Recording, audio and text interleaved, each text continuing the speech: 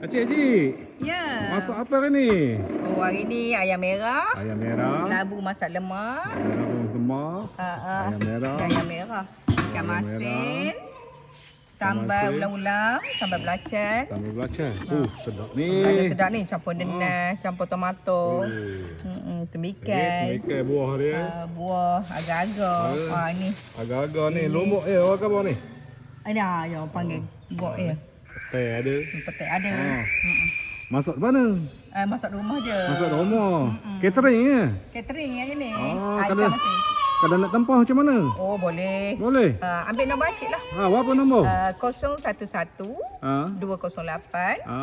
414 414 68. 68. 414 68. Betul. Cover satu lepeh. Cover satu Boleh. lepeh. Sampai bentar. Ah. Kadang buat catering orang kahwin dekat ni, dekat apa? Kat mana? Merapu. Merapu. Oh. Dekat bentar. Boleh, boleh nak tempah ni. Boleh. Bila-bila masa je. Call je.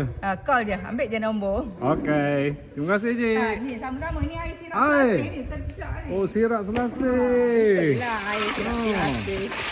Sedap ni. Ada daun pandan. Ada daun pandai lagi. Tak ada benda dah ya. Alhamdulillah. Sejuk tu panas-panas ni. Lepas Jumaat kan boleh makan ya? Boleh. Lepas Jumaat kan kita makan. Ya. Oh, ni dia. Acik Catering. Tadi nombor telefon dah ada. Okey, kalau nak tempah bolehlah Boleh. call Acik Catering. Terima kasih. Sama.